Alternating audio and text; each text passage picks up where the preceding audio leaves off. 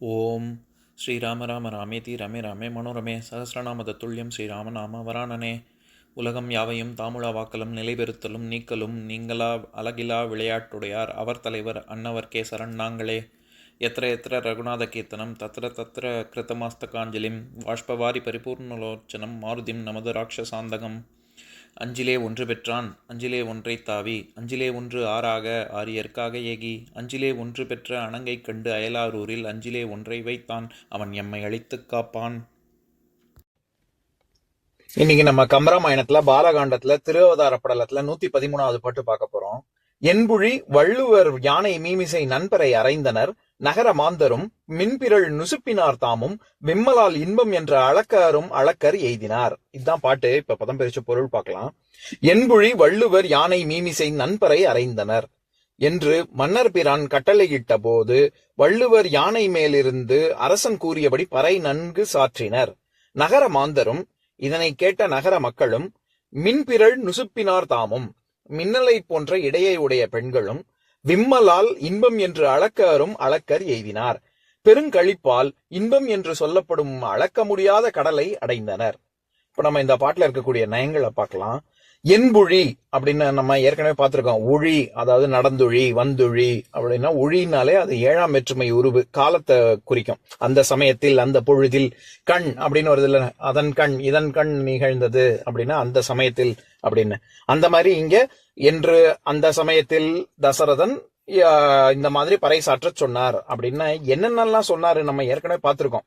முன்னாடி உள்ள பாடல்கள் எல்லாம் அவர் இந்த மாதிரி 4 குழந்தைகள் பிறந்தது அப்படின்னு சொன்ன உடனே இவரு வசிஷ்டரை கூட்டிக்கிட்டு கொண்டு அவர் குழந்தைகள் எல்லாம் பார்க்க போனார்ல. அப்ப என்னென்னலாம் சொன்னாரு? இனி 7 ஆண்டுகளுக்கு வரிக்கு யாரும் சிற்றரசர்கள் யாரும் வரி செலுத்த வேண்டியதில்லை அப்படின்னாரு.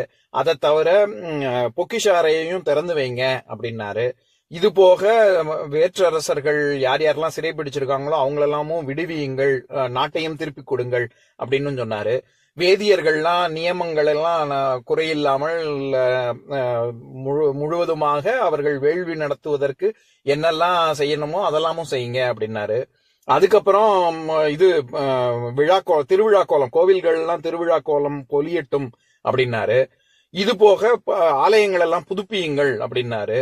அந்த நாளர்கள் சாலையையும் சதுக்கத்தையும் எல்லாத்தையும் சாலைகள் எல்லாம் சரி செய்யுங்க, சரியாக அமையுங்கள் அப்படின்னாரு. சந்தி காலை மாலை 3 பொழுதுகளிலும் கடவுளருக்கு அணிமாலையும் தீபமும் வழங்குங்கள் அப்படின்னாரு.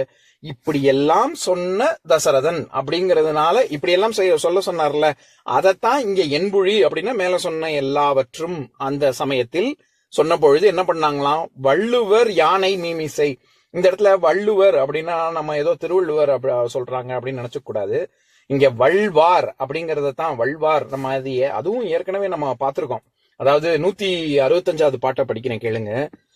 தெள்வார் மழையும் திரை ஆழியும் உட்க நாளும் வள்வார் முரசம் அதிர் மாநகர் வாழும் மாக்கள் கள்வார் இல்லாமை பொருள் காவலும் இல்லை யாதும் கொள்வார் இல்லாமை கொடுப்பார்களும் இல்லை மாதோ அப்படிங்கிற பாட்டுல தெள்வார் மழையும் அதாவது மழையை தரக்கூடிய மேகங்களும் திரை ஆழியும் கடல் அலையும் உட்க நாளும் வள்வார் முரசம் அதிர் அதெல்லாம் தோற்கடிக்கும் விதமாக வாரினால் பூட்டப்பட்ட, அதாவது தோல் வச்சு வள்வார் முரசம் அப்படின்னா தோலை வைத்து கட்டப்பட்ட முரசங்களை அதிர எப்ப பாரு பேரொலி எழும்பும் அந்த நகர்ல மாநகர்ல அயோத்தி மாநகர்ல அப்படின்னு பார்த்தோம்ல. அந்த வள்வார் யாரு அந்த மாதிரி தோலை வைத்துக் கொண்டு முரசு கொட்டுவார்களோ அவங்களத்தான் இங்க வள்ளுவர் அப்படின்னு சொல்றாங்க. அதனால வள்ளுவர் அப்படிங்கறதே என்னன்னா அரசனுடைய உள்ளத்துல என்ன தோன்றுதோ அந்த தோன்றுவதை எதெல்லாம் அரசன் வெளியில சொல்லணும்னு நினைக்கிறானோ அதெல்லாத்தையும் வெளியில பறைசாற்றுபவர்கள், அதையே தன் ஒரு வேலையாக செய்பவர்கள், அப்பேற்பட்டவர்கள் தான் வள்ளுவர் அப்படின்னு சொல்லுவாங்க. இந்த வள்வார் முரசை கொண்டு அவர்கள் அதை தெரிவிப்பதனால் அவர்கள் வள்ளுவர். இப்ப திருவள்ளுவருக்கே ஏன் திருவள்ளுவர்னு பேரு? அவருடைய உண்மையான பேர் யாருக்கும் தெரியாது.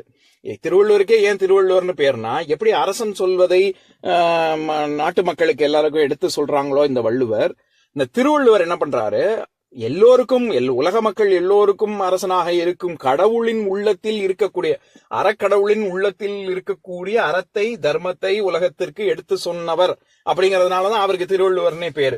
அவர் திருவள்ளுவ மாலை அப்படிங்கிற ஒரு நூல்ல இருந்து தானே அவருக்கு திருவள்ளுவர்னே எல்லாரும் கூப்பிட ஆரம்பிச்சாங்க. ஏன்னா திருக்குறள்னு முதல்ல கிடையாது, அது முப்பால்னு தான் அவருடைய அதாவது அவர் சொன்னது முப்பால் அப்படின்னு தான் அதுக்கு முன்னாடி சொல்லுவாங்க. இந்த திருவள்ளுவ மாலை வந்ததுல இருந்து தான் திருவள்ளுவர் அப்படின்னு சொல்றாங்க. எதுக்கு சொல்ல வரேன், இந்த இடத்துல என்பொழி வள்ளுவர் யானை மீமிசை நண்பரை அறைந்தனர்னா அந்த மாதிரி முரசு இது தோலை கயிறால் கட்டி அப்பேற்பட்ட முரசங்களை யானை மீது வைத்து மீமிசை, அதுவும் வந்து 7ஆம் வேற்றுமை உருபு தான். மிசைனால ஏற்கனவே சொல்லியிருக்கேன், மிசை அப்படின்னாலே மேல, மீமிசை அப்படின்னா இன்னும் மேல அப்படின்னு, யானை மேல அப்படிங்கிறதுனால ரொம்ப மேல அப்படிங்கறதுனால யானை மீமிசை அப்படின்னு சொல்றாரு கம்பர். மீமிசை நண்பரை அறைந்தனர், நல்ல பறை அறைந்தனர் அப்படின்னு. அதாவது இங்க நல்பறைன்னு தான் வரணும், ஆனா இது எதுகை நோக்கி என்புழின்னு வர்றதுனால நண்பறை அப்படின்னு எதுகை நோக்கி நண்பறைன்னு வருது. இந்த மாதிரியான வள்ளுவர்களுக்கு தான் யானை மேல அமர்ந்து பறை முழக்கி செய்தியை அறிவிக்கக்கூடிய உரிமையவே அரசன் அப்பேற்பட்ட உரிமை உடையவர்கள் தான் அவர்கள்.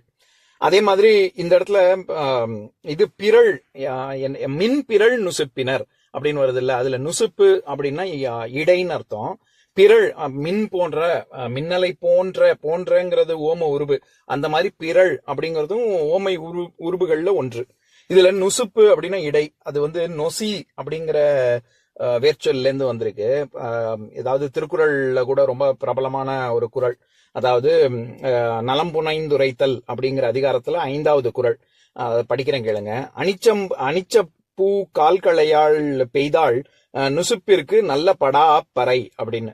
அப்படின்னா என்னன்னா, அனிச்சம்பூங்கிறதே ஏற்கனவே ரொம்ப ரொம்ப மென்மையாக இருக்கக்கூடிய ஒரு பூ, அதனுடைய காம்பு, அந்த காம்பு எவ்வளவு அந்த தலைவி வந்து எப்பேற்பட்ட ஒரு மென்மையான இடை கொண்டவள் அப்படின்னா, அந்த அனிச்சம்பூடைய காம்புடைய பாரம் தாங்காம அவ தலையில வச்சிருக்கா, அந்த பாரம் தாங்காம அவ இடை வந்து நல்ல படாப்பறை, அதாவது பறைன்னா எப்பவுமே நல்ல விஷயத்துக்கும் பறை சாற்றுவார்கள், பறை கொட்டுவார்கள், சாவு இறப்பிற்கும் பறை கொட்டுவார்கள். இந்த இடத்துல திருவள்ளுவர் என்ன சொல்றாரு, நல்ல படாப்பறை, அது வந்து நல்ல பறை படா அப்படின்னா அது இறந்து எடை வந்து முறிஞ்சிடுச்சு அப்படின்னு கெட்ட விஷயத்துக்கு இறப்புக்கு சொல்லக்கூடிய ஒரு பறையை இது பண்ணுவாங்க. அந்த ஏன்னா இடுப்பு ஒடிஞ்சிடுச்சு அப்படின்றாரு. இது வந்து ஏதோ கால்சியம் டிஃபிஷியன்சி அப்படின்னு நினைச்சு கூடாது.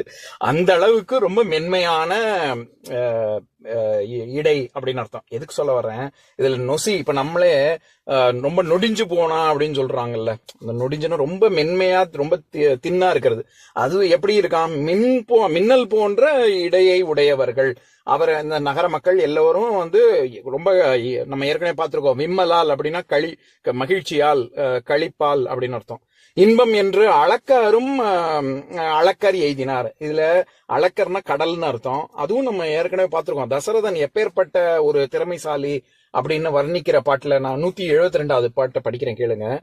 ஈந்தே கடந்தான் இறப்போர் கடல் எண்ணில் நுண்ணூல் ஆய்ந்தே கடந்தான் அறிவு என்னும் அளக்கர் வாளால் காய்ந்தே கடந்தான் பகை வேலை கருத்து முற்ற தோய்ந்தே கடந்தான் திருவின் தொடர் போக பௌவம் அப்படிங்கிற பாட்டுல கடல், அளக்கர், வேலை, பௌவம், இது 4மே கடலை குறிக்கக்கூடிய சொற்கள் ரொம்ப அழகா கம்பர் கையாண்டிருப்பார். அந்த இடத்துல நுண்ணூல் ஆய்ந்தே கடந்தான் அறிவு என்னும் அளக்கர் அப்படின்னு வருது இல்ல, அந்த மாதிரி இங்கே அளக்கர் அப்படிங்கிறது கடலை குறிக்குது. அந்த எப்பேற்பட்ட கடல் அப்படின்னா, அளக்கவே முடியாத அளவுக்கு இன்பக்கடலில் அவர்கள் நாட்டு மக்கள் இருந்தார்கள் அப்படின்னு சொல்ல வர்றாரு. இந்த பாட்டின் மூலமா கம்பர் சொல்ல வர்ற கருத்து என்னன்னா, தசரத மன்னன் கூறிய செய்தியை மக்களுக்கு வள்ளுவர் யானை மேல் அமர்ந்து பறையறிந்து தெரிவித்தார்கள். அதை கேட்ட நகரத்து மக்களும் பெண்களும் பெருமகிழ்ச்சியில் அளப்பதற்கு அரிய இன்பக்கடல் போன்ற ஒரு இன்பத்தை அடைந்தார்கள் அப்படின்னு சொல்றாரு. நான் பாட்டை இன்னொரு தடவை படிக்கிறேன் கேளுங்க. என்புழி வள்ளுவர் யானை மீமிசை நண்பரை அறைந்தனர் நகர மாந்தரும் மின்பிரள் நுசுப்பினார் தாமும் விம்மலால் இன்பம் என்ற அளக்கரும் அளக்கர் எய்தினார். இன்னொரு நாள் இன்னொரு பாட்டு பார்க்கலாம். ஓம் சாந்தாகாரம் புஜகசயனம் பத்மநாபம் சுரேஷம் விஸ்வாதாரம் ககனசத்ரசம் மேகவர்ணம் சுபாங்கம் லக்ஷ்மீகாந்தம் கமலநயனம் யோகி ஹிருத்யானகம்யம் வந்தே விஷ்ணும் பவபயஹரம் சர்வலோகைகநாதம். உம்பரோடு இம்பர்காரும் உலகம் ஓர் ஏழும் ஏழும் எம்பெருமான் என்று ஏத்தி இறைஞ்சி நின்று ஏவல் செய்ய தம்பியரோடும் தானும் தருமமும் தரணி காத்தான் அம்பரத்து அனந்தர் நீங்கி அயோத்தியில் வந்த வள்ளல். ஓம் பூர்ணமதః பூர்ணமிதம் பூர்ணாத் பூர்ணமுதஸ்யதே பூர்ணஸ்ய பூர்ணமாதாய பூர்ணமேவாவசிஷ்யதே. ஓம் சாந்தி சாந்தி சாந்திः.